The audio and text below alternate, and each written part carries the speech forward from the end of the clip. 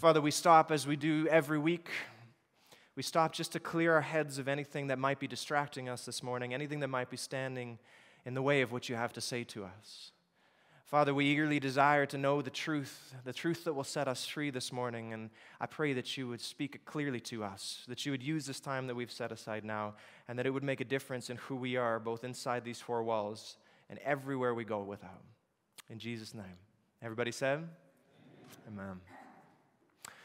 I don't know how you picture your journey with God. I don't know what image you have in your head or what kind of picture or moment that you think of, or maybe you've never really thought about this before, but the Bible is actually full of different ways to picture what it's like to follow Jesus. Have you read them?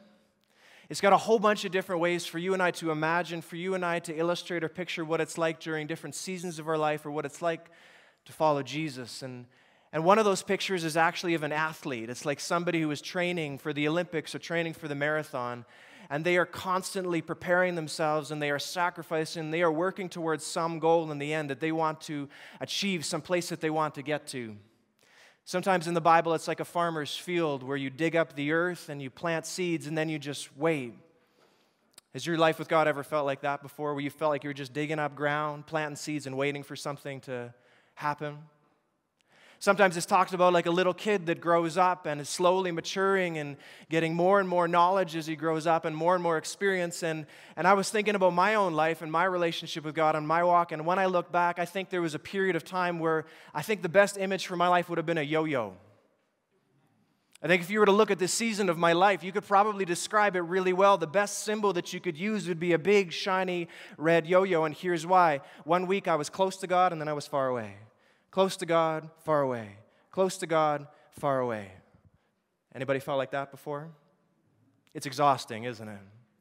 I think there was a period of my life, too, where I think you could have described my spirituality and my walk with God like an undercover cop. Some sort of undercover agent where I knew what I believed, I knew what I understood, I knew who I was, but just about nobody else around me did. So it's almost like I was a secret agent, but not in the good way that Bill was talking about weeks ago. It was called undercover spirituality. And if you think about your relationship with God, I was thinking about this. Maybe this is a worthwhile thing for you to do.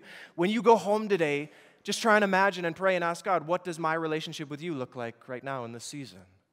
Like, what would be a good image of that? What would be a good description?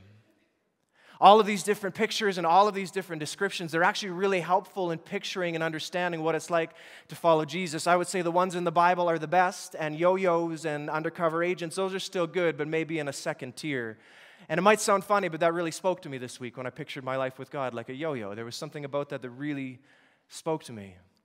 But of all the images that I think of for following Jesus, of all the ways of picturing it, probably my favorite of the bunch is a long journey that you and I set out on, where we start somewhere in our lives. I don't know where you started your walk with Jesus. I don't know if you were 5 years old or 55 years old, or maybe you haven't even made that choice yet, but you started somewhere and you have a destination that you're going to get to one day, and all the way in between the starting point and the end point is a ton of little steps on the way there.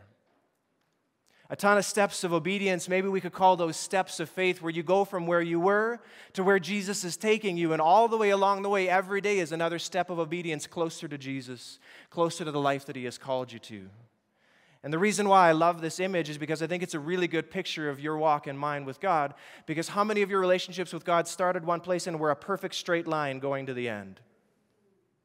Can anybody say that you started somewhere and from that moment you never deviated, you never looked left, you never looked right, you just beelined it to the future that God had for you? A show of hands. Anybody there? No. What about this? Was your relationship with God one big jump? Did you just make a leap and that was the only step that you took? No, what was it? It was 1,000 little steps along the way, wasn't it? I mean, you made those big moments and those big steps. Maybe you were at a conference, and maybe the day you accepted Jesus, it was a big step forward. But from there till now, there has been 1,000 little steps along the way, 1,000 steps of obedience moving in the right direction. And this is why I really like this image that you and I, following Jesus, we are on a journey, and sometimes that's going to have some winding paths. Sometimes we're going to be on the mountain. Sometimes we're going to be in the valley. But all the way along, we are heading towards a direction. We are heading to somewhere. Or should I say we are heading to someone? And as I was thinking about this all this week, I was thinking about spiritual maturity, and I kind of had this revelation, and this is what it was. I am convinced now more than ever that spiritual maturity is a direction and not a destination. Spiritual maturity is actually a direction. It's not a destination. See, you talk to some people, especially people who've been in church their whole lives, and you almost get this impression that spiritual maturity is this thing that happens to you. It's this level that you reach. You climb long enough and you climb high enough, and then one day you wake up in your bed and you have this big smile on your face and you realize, I am spiritually mature. No, it's not like that, is it? You don't just wake up one morning and realize that you have made it, that you have reached this level, that you are at this destination. I am convinced now more than ever that spiritual maturity is a direction that you set when you wake up in the morning, and every day when you get up, you keep moving in that same direction. It is not a destination. It is not just this place that you get to. And here's the rub. When you think you have arrived, guess what? You're just getting started. When you think that you have got there, if anybody can convince you that you are now spiritually mature, let me just warn you, I have been there. I'm going to tell you about it in a moment, but you've got a long, long way to go. Because spiritual maturity is a direction. It is not a destination. It is not this place that you just achieve. Every day you and I wake up, and every day we choose, will it be one step closer to Jesus, or will it not be? That's what maturity looks like. I don't believe we actually get there until we see Jesus face to face. That is when you will stay and you will wake up one day and realize that now I am spiritually mature. But until then, it is this journey that you and I are on every day, one more step after one more step of obedience in the right direction. I remember when I was 19 years old. I'm not proud of this. I've told you this before. But when I was 19 years old, I was fairly sure deep down inside that I had almost figured this Christianity thing out. I don't know if you've ever had those heady days where you were pretty sure you were close. There should be a warning light that goes off in your head. But I was 19 years old, and I was pretty sure I had this Christianity thing figured out. I had a few things that I needed to work on, and other than that, I was close. And I remember I took this job at a government-style agency. It was my very first day. First days are scary and intense, and you're learning a lot all at the same time. And one of my new coworkers, she walked right up to me, she shook my hand, and she said, "Are you Christian?" And I thought about it for a second, and I was like, am I glowing? Like, is there something, am I like emanating some sort of holy light? Do I have like a halo over my head? Maybe when I walked in the room, maybe there was this music that started playing, this Jesus music or angels or something. Like somehow the presence of Jesus in me was so apparent that she just knew by looking at me that I was a Christian. And so she shakes my hand and she says, "Are you Christian?" And I said, "Yes, actually, I am." And then she says, "Hi, I'm Marguerite. Nice to meet you." And in an instant, I realized that she didn't think that I was a Christian. She thought my name was Christian. There was no glow. There was no music. There was nothing happening in that moment. She actually thought my name was Christian. And when I realized, I panicked because I thought she's going to call me Christian for the next 8 months that I work here. So I just stopped. I thought quickly, tried not to look like an idiot. And I said, "You know what? You can just call me Chris." That's clever, isn't it? Yeah, in that moment, I thought that was pretty clever. You just call me Chris. Don't worry about the Christian. Just call me Chris. You see, when you're in those moments and you think that you're getting close, I'm just warning you this morning, don't let it fool you. Because the Word tells us that it is a long journey, every day moving closer and closer, one step at a time in your walk with Jesus. Every day you wake up and it's one more step of obedience. I am sure that when that moment happened somewhere in heaven, God was laughing pretty hard. I am sure. Do you think that God laughs at what we do? I think that He doesn't need a television. He just watches us for any given length of period of time. And I am sure that He knocked an angel over the shoulder and said, "Look at this. This is hilarious," because I felt like He should have said to me in that moment, if I could have heard Him, "Just you wait till you have children, then we'll see how sanctified you are. We'll see how sanctified you are at 3 a.m. in the morning with a screaming baby. We'll see. We'll see in marriage how sanctified and holy and righteous you are when you have 2 wills to figure out instead of just one." And over the next 4 years in ministry, in marriage, in parenting, I got an education on what it means to follow Jesus. And wherever I thought I was, I had a long, long way to go. What I want you to remember as we dive in this morning is this: spiritual maturity, it is not a destination, it is a direction. Every day that you chart a course closer and closer towards Jesus. And my warning to you is this: anytime you think you've arrived, you are just getting started. Anytime you are convinced you are there, you are just getting started. And there is a freshness to that you might have following Jesus since you were 2 years old and you are 82 today, there is a freshness to this where you get up again and you say, Jesus, one step closer. Today, Jesus, one step closer. Today we're going to look at one of the most famous next steps in all of the Bible. It is one of my favorite stories. I know I say that a lot, but I'll stop apologizing for it. We're going to look at one of the most wild and incredible next steps that anywhere in Scripture. I went searching for one, and I kept like a magnet coming back to this same story. It is a story that Peter, if you would have told him when he was a child, he would have laughed at you. Not in his wildest dreams would he ever have expected to take the kind of step that we are going to talk about this morning, but we're getting ahead of ourselves. Let's read it together. This is Matthew chapter 14, verses 22 to 33. Immediately, Jesus made the disciples get into the boat and go on ahead of them out to the other side while he dismissed the crowd. After he had dismissed them, he went up on a mountainside by himself to pray. And later that night, he was there alone, and the boat was already a considerable distance from land, buffeted by the waves because the wind was against them. Shortly before dawn, Jesus went out to them, walking on the lake. When the disciples saw him walking on the lake, they were terrified. "It's a ghost," they said, and they cried out in fear. But Jesus immediately said to them, "Take courage, it is I, don't be afraid." "Lord, if it is you," Peter replied, "tell me to come to you on the water." "Come," he said. Then Peter got down out of the boat, walked on the water, and came toward Jesus. But when he saw the wind, he was afraid, and beginning to sink, he cried out, "Lord, save me." Immediately Jesus reached out his hand and caught him. "You of little faith," he said, "why did you doubt?" And when they climbed into the boat, the wind died down. Then those who were in the boat worshipped him, saying, "Truly, truly, you are the Son of God." Sermon over. Sermon over. That would be enough. So the background of this story is Jesus has just performed probably his most sensational, one of his most sensational, short of Lazarus being raised from the dead, miracles. He just fed 20,000 people with 5 loaves and 2 fish. With a little boy's lunch, they say 5,000. It was not including women and children. A stadium full of people he fed with 5 loaves and 2 fish. And all of a sudden, in the Greek, it kind of says that Jesus made them forcefully get in the boat and get out of there. And maybe that sounds funny to you. They don't for sure know why, but this is why they think. They think the disciples were getting caught up in the hysteria. All the people were ready to make Jesus king. They were like, "This is the man we want ruling over us." And they were going to force Jesus' hand long before he was ready. So Jesus just takes the disciples, he sends them out onto the lake, and it was like a classic parenting trip. When your kids get worked up, you just give them a timeout for a little while. And Jesus just sent them out on the lake to cool off so that they could get their heads straight. And what we learned from this story is while they're in the middle of the lake, there was just a wicked wind and storm and waves that were buffeting and crashing against and challenging this boat. And if you look at the time frame, we know that the disciples were sent out around supper time, maybe around dusk, and this was 3 or 4 in the morning. It was the 4th watch of the night. So they have been rowing against the wind and the waves for already hours, maybe 6, 7 hours, and all they've gotten to is halfway across the lake. Now, if you have never been to the Sea of Galilee, have any of you been there before? If you haven't been there, by the way, if you'd like to, we will be there exactly a year from now. Shameless plug. There's a lot more coming, just you wait. But 1 year from now, we'll be there. But if you've never been there before, there's 2 things that you need to know. The first one is this. It is smaller than you think. The Sea of Galilee is legitimately, like, significantly smaller. We come from Great Lakes country, so when we think lake, we think lake.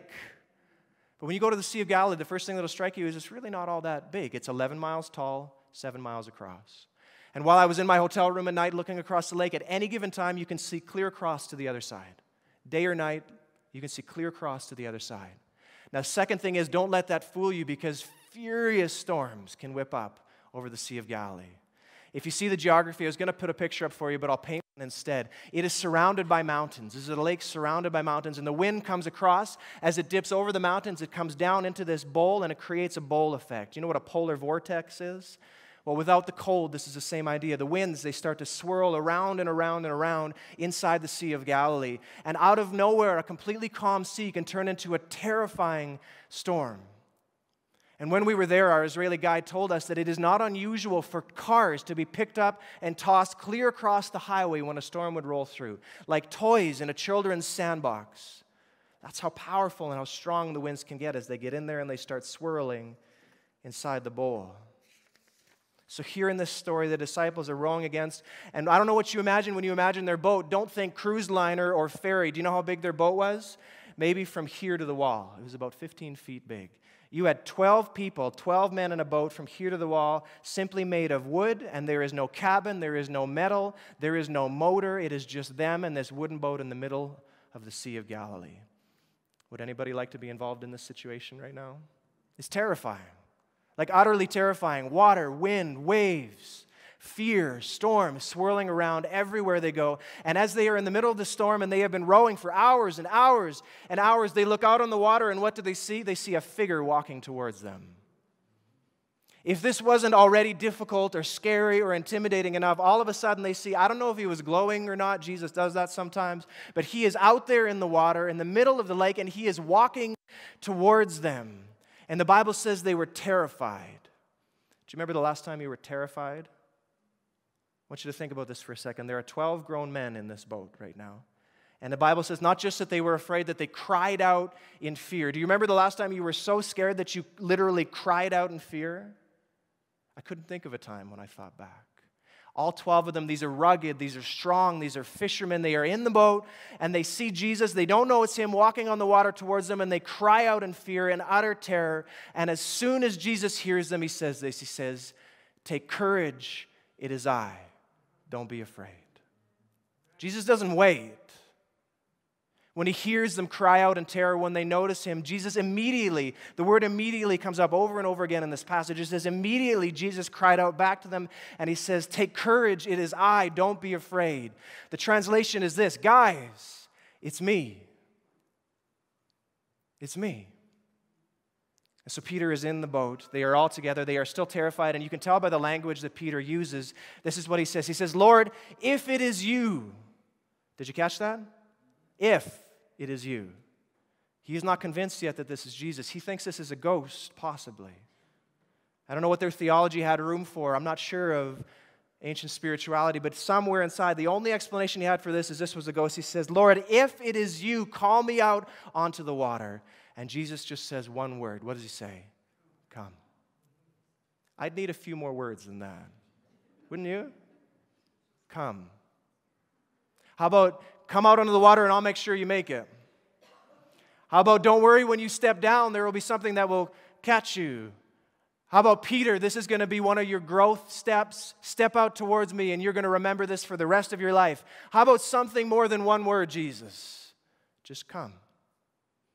But you know what? Peter didn't need any more because he knew what it meant.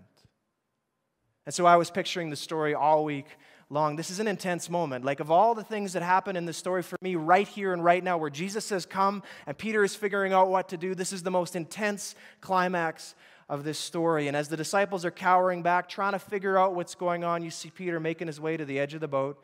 You see him kick one leg over the side, and you see him step out onto the water. Could you imagine watching this? I could not imagine. Peter just climbs out right into the middle of the sea. And I was picturing this and I was wondering, there's two ways he could have done this. One way, which most of you might have done, it's the way you get into the pool when it's cold. Maybe he kicked his foot over and he started to feel around to see if there was something there. Do you think maybe? Wouldn't you? Like, if you're about to step into the middle of a wild and furious storm out in the water, you know what you're doing. Maybe he's feeling around to see if there's something underneath there. Do you think that's how it went? I don't know. I don't think so. To me, I think it was more like an Indiana Jones step of faith moment. I went and rewatched that scene. It was research for this sermon. It was very important. And I went and I rewatched that scene, and honestly, it is a great parallel to this, because he is standing there at the edge of a chasm. He cannot see anything but 1,000 feet down, and all of a sudden he just has to take this step of faith. And when he steps forward, what happens? Those of you who've seen the movie. He falls 1,000 feet and he dies, right? No, he steps out, and all of a sudden there is a bridge under there that he couldn't see, but it is 6 inches below where he would normally step. He does this moment where he steps forward like this, and then he catches himself. To be honest, if I was watching Peter do this, I would imagine it was exactly like that. I figure he's both feet over the edge of the boat, and he's just like, all right, Lord, this is all or nothing, here we go. And he just jumps down, and all of a sudden, what happens? He hits something. I don't know if it was the hand of God himself. I don't know what it was, but he hit something. And trust me, it was no sandbar. And all of a sudden, he takes this one step. He takes this one step to where literally, other than Jesus, no man has ever gone before. He becomes the second man in all of history to walk on water. And then it was just one step after another after another. There is so much in this story, and I've preached to you on this story before. And what I remember telling you was this, is that keep your eyes on Jesus, not on the things around you, because that is how you will stay afloat. When you are going through something, the key to getting through what you are going through, no matter what it is to keep your eyes locked on Jesus. Because while he was walking and locking his eyes on Jesus, he was walking on water. Nothing would pull him down. But what happens? The minute he starts staring at the wind and the waves, the minute he looks down and sees fish swimming underneath him, all of a sudden then he starts to sink. So while his eyes are on Jesus, he is walking on water. But while his eyes are on the storm and the fear and all of the dangers that surround him, that's when he starts to sink, and Jesus catches him anyways. We're not even going to talk about that today because we have talked about it before, but I have 4 things that I want you to see from the story, and they really have a lot to say for you and I about our walk with God. The first one is this: when Jesus calls, you need to step out. When Jesus calls, you need to obey. You need to step out no matter where he is calling you into. You see, when Jesus calls Peter out onto the water, he was calling Peter to abandon everything that he understood about the world around him. Do you realize that? Jesus was calling Peter to abandon everything he understood about physics, everything he understood about gravity, everything he understood about the sea as he knew it. He was calling him to let go of his fears and his insecurities. In that single step, when he steps out of the boat, Jesus was calling him to something that made absolutely no sense whatsoever. Do you see that in this story? There was no preparation. There was no week before where Jesus was teaching him to take baby steps out on the water. Jesus calls him into the unknown. He calls him into something that Peter had no box for. He had no way of understanding. Has Jesus ever done that to you before? Has he ever called you to something that you didn't understand, that didn't quite fully make sense to you? He has done that to me so many times in my walk with him, where he calls you into uncharted waters. And it's not always going to make sense. He's not always going to explain himself beforehand. He's not always going to tell you, this is how it's going to go. He's just going to stand out there and say one word, and he's going to say, come. And it's going to be your choice whether or not you obey. The first thing that you need to know when Jesus says come is that really the only answer that looks like obedience is to step out of that boat. Sometimes we think of faith being eyes shut, blind faith. And I feel like that is the worst description for this story in the world, because for Peter, it wasn't eyes shut. What was it? It was eyes wide open. It's just that he was staring at Jesus and not at the water beneath him.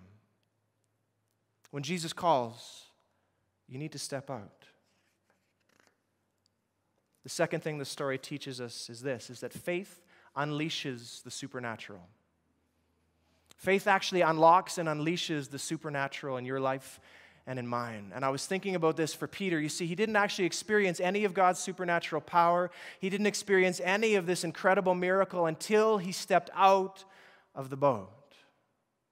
Peter didn't experience any of the power that God had for him until he had actually made that decision for his actions to align with his faith and step out onto the water.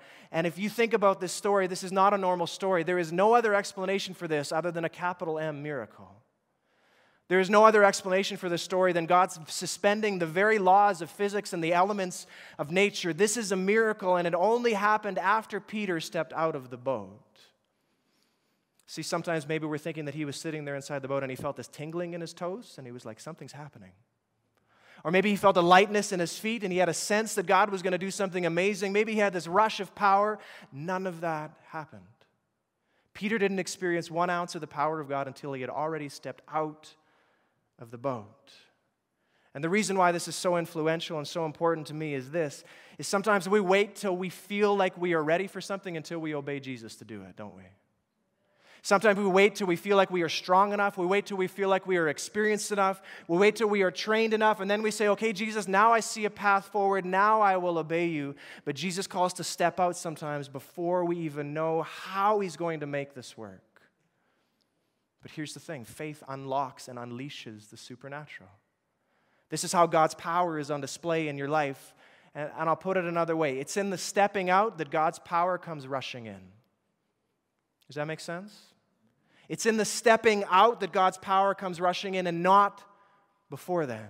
So if you are waiting for this emotional rush, if you are waiting for the power before you go, it will not come, because in the stories of faith, it is always faith that unlocks the supernatural. It's in your stepping out that God's power comes rushing in. And the third thing, probably my favorite that we learn from this entire story, is this: a little faith is better than no faith at all. Don't you like that? A little faith is better than no faith at all. I don't know about you, but we tend to be pretty hard on Peter, don't we? Like, in general, Peter is the butt end of a lot of our jokes, and we're all just like, Peter, what's wrong with you, man? Like, you should know this by now. You should know how Jesus works. You should know his power. And I started to think, what if there was in the Bible, there was a section dedicated to all the times that you didn't fully trust God? How would you feel about that? How would you feel if 1 billion people every Sunday got together and talked about the time that you didn't trust Jesus? How would you feel about that? I wouldn't feel very good, because my book would be fairly long. I don't know about yours. See, we have for Peter every major time that he didn't quite fully trust Jesus, and this is one of the times, so we are hard on Peter. And Jesus, when he says this, he says, "You of little faith, why did you doubt?" And what I want you to realize this morning is this wasn't quite the chastisement that we think it is. Yes, there's a word of correction in this, but a little faith is better than no faith at all. A little faith is better than no faith at all, because Jesus can work with that. Jesus can work with a little faith. He can't do anything with no faith, but a little faith, Jesus can make a man walk on water.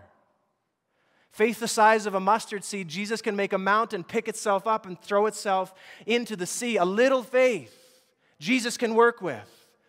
But no faith, there is nothing he can do with that. There is nothing he can do with that. See, we're hard on Peter, but here is the million-dollar question. Where were the other 12, where were the other 11 disciples? Right? Like, we can be hard on Peter if we want to, but where were the 11? They were cowering in the back of the boat, not even willing to speak to this ghost walking on the water. Where were the other 12? They were nowhere. Nowhere. Who is the only one that had enough faith to step out on the water? Peter.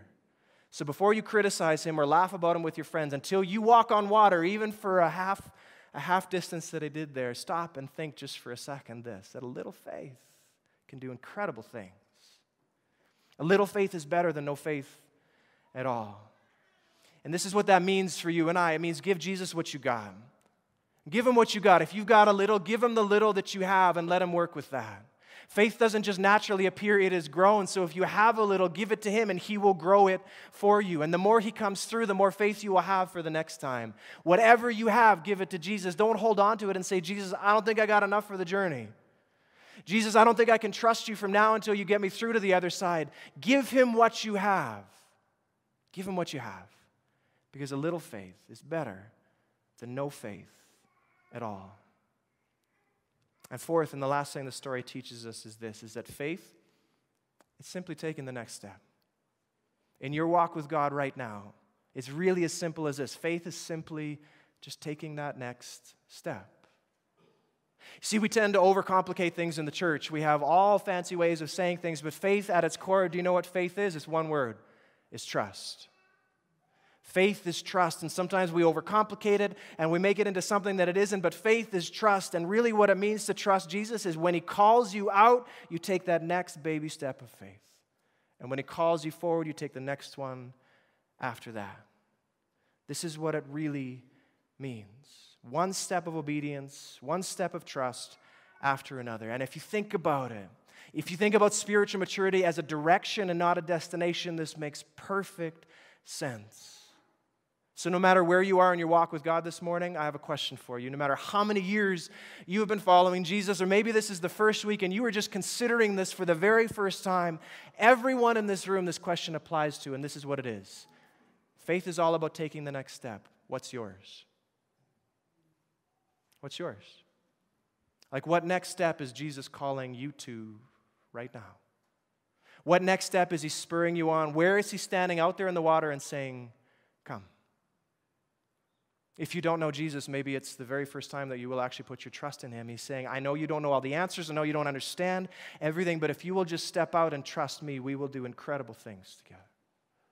Maybe you've been following your whole life and God has been laying something on your heart. I don't know who you are, everyone in this room, but I do know this, that there is something that Jesus is calling you to do.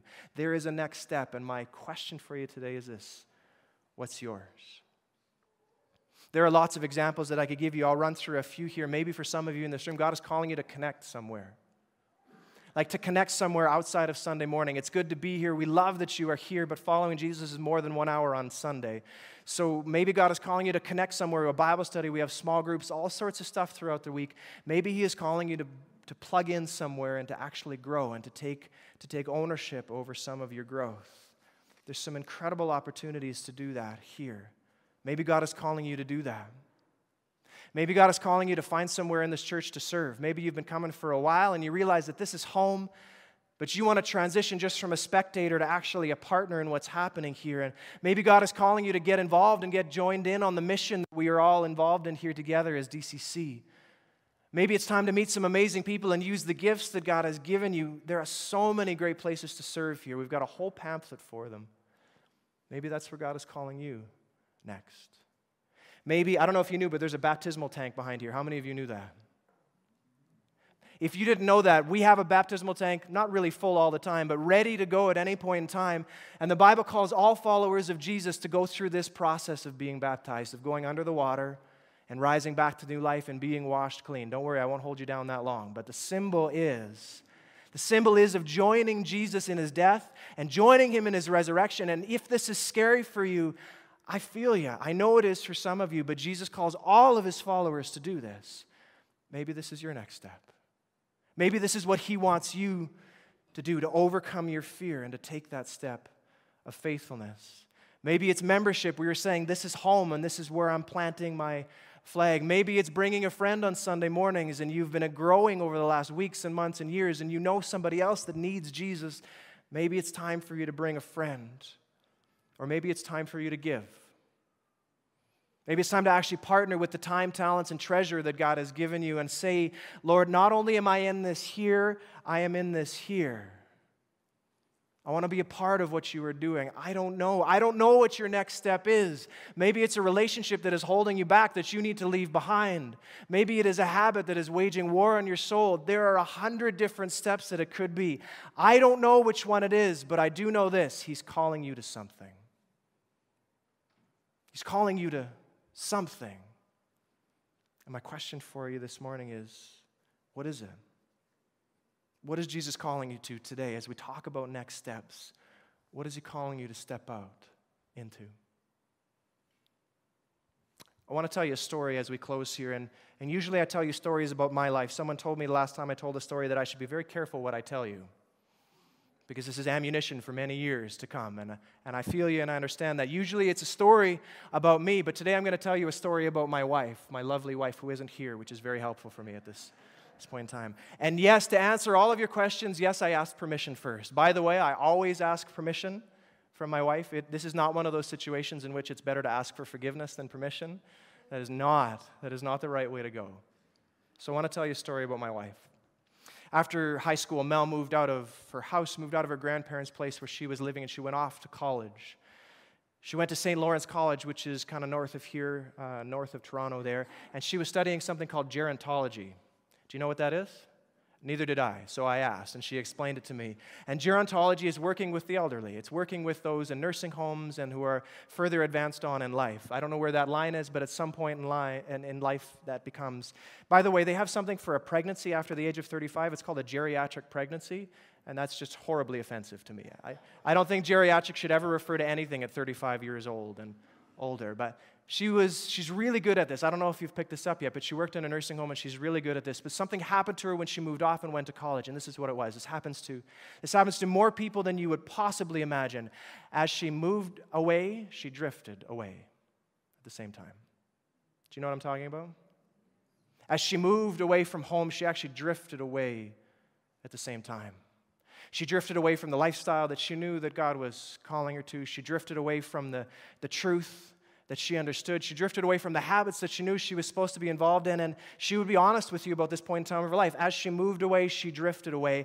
And I get this. I get that for many of you, you know what this is like because this was your story. It's disorienting to leave home. It's disorienting to go off to college. And sometimes in the mix of all of that, we lose touch with the things that we know are true because the tide is just rushing in the other direction at such a crazy speed. But this was her story, and this is what happened to her. And at the end of this first year at St. Lawrence, she could just feel it in her soul. You know that feeling where it aches? Like you've been away from Jesus for a while and it just aches somewhere deep inside, and you can mask it with whatever you want. You can distract yourself with every TV program under the sun, but deep down inside when you were alone, you can feel it and it just aches. And she felt that. She felt it just ache.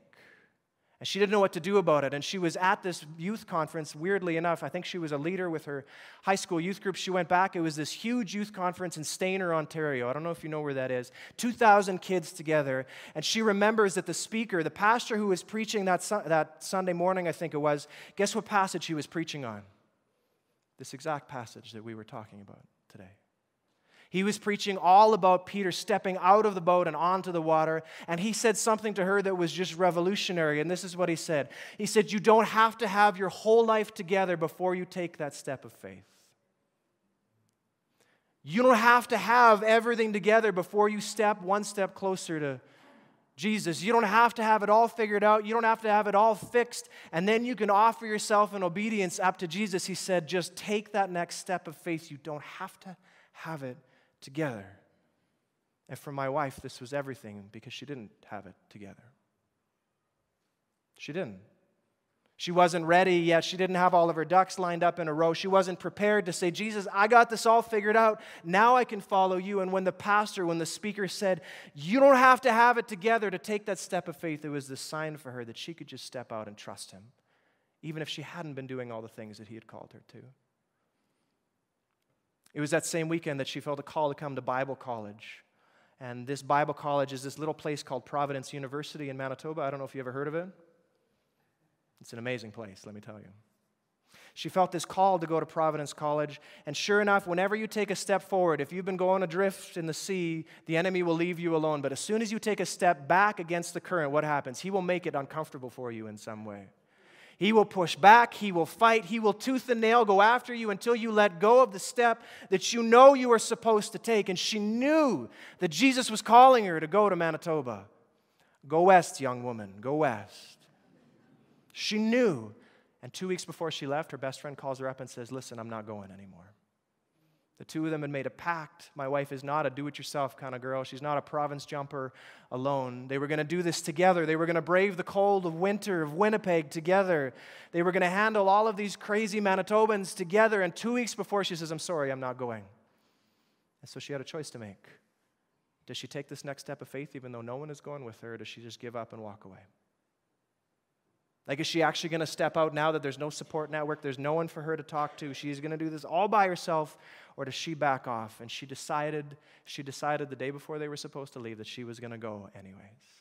So they piled into this compact car. She was in the back. She had her knees up to her chest because the stuff was packed so high to the rafters. I would die of claustrophobia, but somehow she survived. And they drove. Her best friend's dad drove them 24 hours straight all throughout the night from Ontario to Manitoba. And she arrived at this place called Providence College all by herself.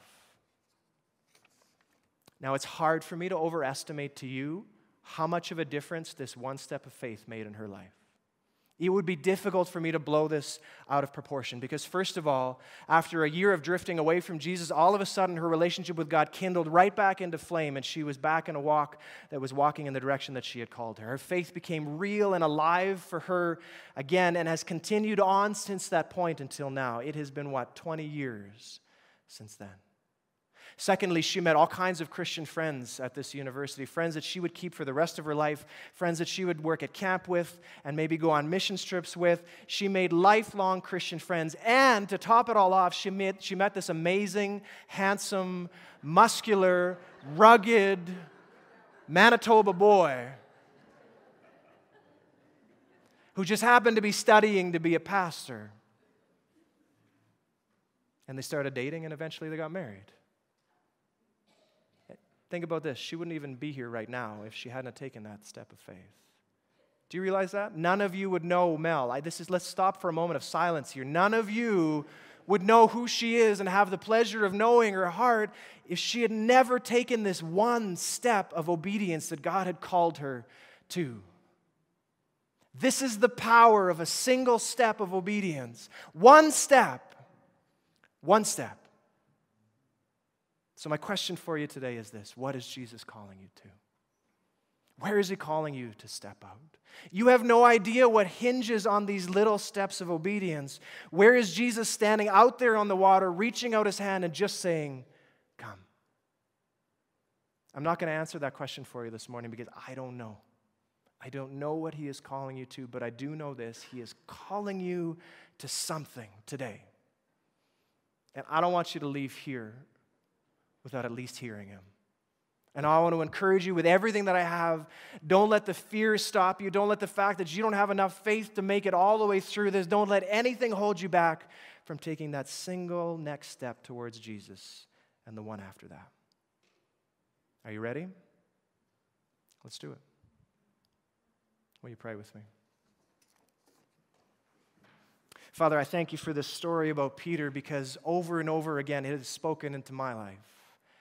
And I know that it speaks into all of our lives because we have all been in a situation where you are calling to us and we can hear your voice and we know what you are asking us to do, but we're just not sure we have what it takes. Jesus, I pray for courage this morning for everybody in this room. I pray for clarity. I pray for ears to hear what you are saying, that they might hear this morning what you are calling them to, and that they would let nothing stop them from that single, powerful step of obedience. In Jesus' name.